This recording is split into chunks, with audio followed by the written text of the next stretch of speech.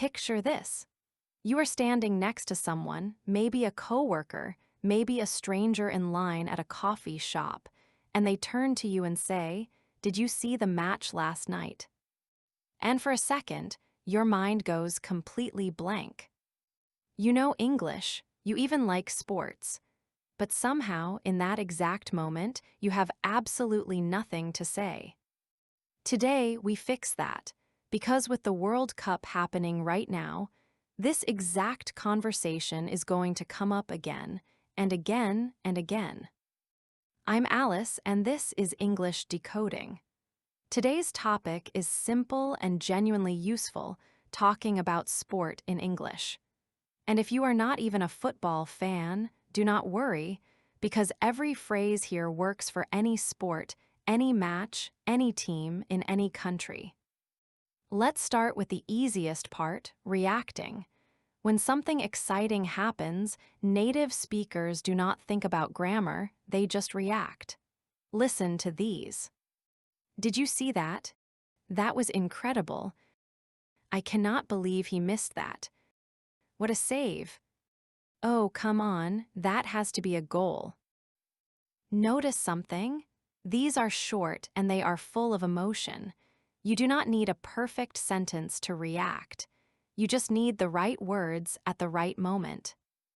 Now let's look at how to actually start the conversation, because reacting is easy once the conversation is already happening. Starting it is the harder part.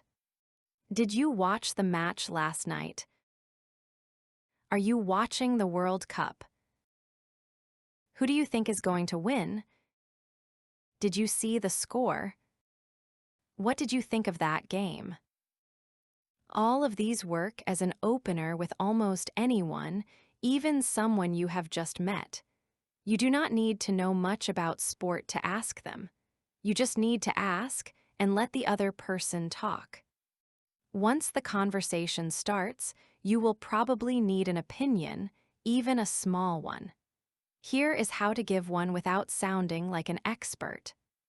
I think they are going to win. I am not so sure about that.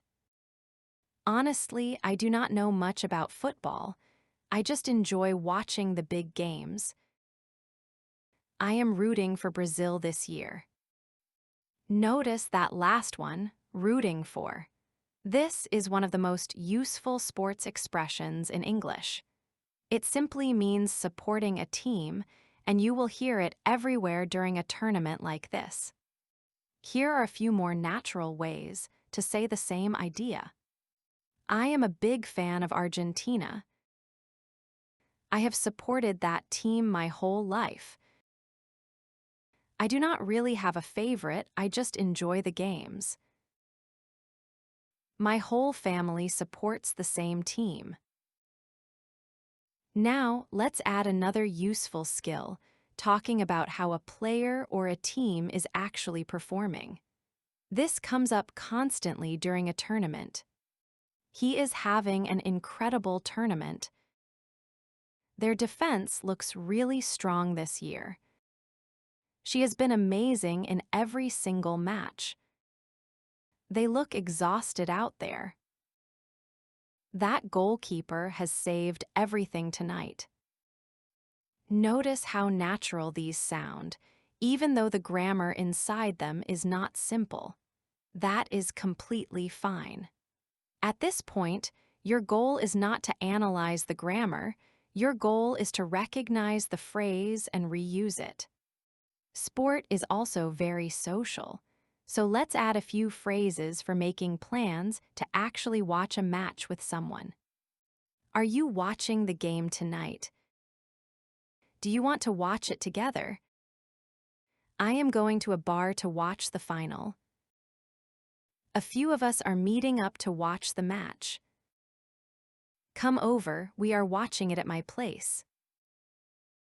And one more small but useful set, talking about the atmosphere itself. Because during a big tournament, the excitement is everywhere, not just on the field. The whole city is talking about it. Everyone is wearing the team colors. You can feel the excitement everywhere. The streets are completely empty during the match. The whole country stops to watch.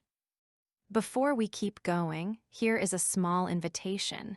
You are already a decoder. If you want to keep decoding with us, you already know where to find us. And here is a fun way to practice right now. Comment which team you are cheering for this World Cup, or if football is not your thing, comment your favorite sport instead in English. We will be reading them. Now, let's talk about something every sports fan eventually does: disagreeing, sometimes loudly. That was clearly a foul. The referee got that wrong. I do not agree with that decision at all. Come on, that was not even close. I think you are wrong about that. These phrases let you disagree firmly, without being rude. And that balance, firm but polite, is actually one of the most useful skills in English generally, not only for sports. And after the match is over, here is how to talk about what happened. They won 2-1. It ended in a draw. They lost in the final minute. It was such a close game. Nobody expected that result. Some matches are calm, and some matches are pure drama, especially in a tournament like this. Here is how to talk about the dramatic ones. It went all the way to penalties. They scored in the very last second. What an incredible comeback. Nobody saw that coming. That was one of the best matches I have ever watched. And of course, not every story has a happy ending. Sometimes your team loses, and you need a way to talk about that too, without sounding too dramatic about it. We got eliminated in the quarterfinals. It was a tough loss. We played well, we just got unlucky. Maybe next time. There is always the next tournament. And there is one more thing that makes a tournament like the World Cup special. For a few weeks, you might end up talking about sport with people from completely different countries in English as the shared language between you. Where are you from? Who are you supporting? Is this your first World Cup? I have never met someone from your country before. This tournament brings everyone together. That is genuinely one of the best parts of learning English. It is not just for tests or for work. It is for moments exactly like this one, standing next to a stranger from another part of the world, talking about something you both suddenly care about. Let's practice quickly. I will describe a moment, and you react out loud right now using what we just learned. Your team just scored in the last minute. What do you say? Did you see that? Incredible. The referee makes a strange decision. What do you say? That was clearly wrong. I do not agree with that at all. Someone asks if you watched the game. What do you say? Yes, I did. It was amazing. Someone asks who you think will win the tournament. What do you say? Honestly, I am not sure, but I am rooting for Brazil. A friend asks if you want to watch the final together. What do you say? Yes, definitely, come over, we will watch it at my place. Someone says a player has been incredible this tournament. What do you say? I agree, he has been amazing in every match. Your team just lost in the quarterfinals. What do you say? It was a tough loss, but maybe next time. The match goes all the way to penalties.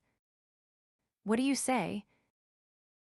This is so intense I cannot watch. Someone from another country asks who you are supporting. What do you say? I am rooting for my home country. Who are you supporting? Perfect. Notice that you were not translating, you were not searching for grammar, you were simply reaching for a phrase you already had ready and using it. So now you have real phrases to react, to start a conversation, to give an opinion, to talk about performance, to make plans, to disagree politely, to handle a dramatic finish, to talk about losing, and to connect with fans from anywhere in the world. That is genuinely enough to hold a full sports conversation in English, whether it is about the World Cup, the Olympics, or just a local game with friends. And honestly, this skill goes far beyond sport.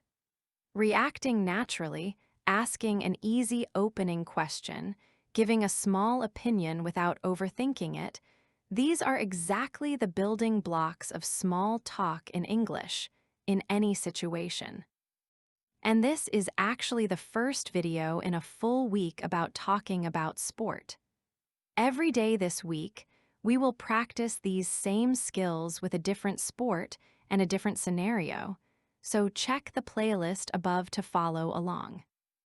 If this helped you, hit subscribe so you do not miss the rest of this week's series, and you become one of the very first decoders in this community. I'm Alice. See you tomorrow.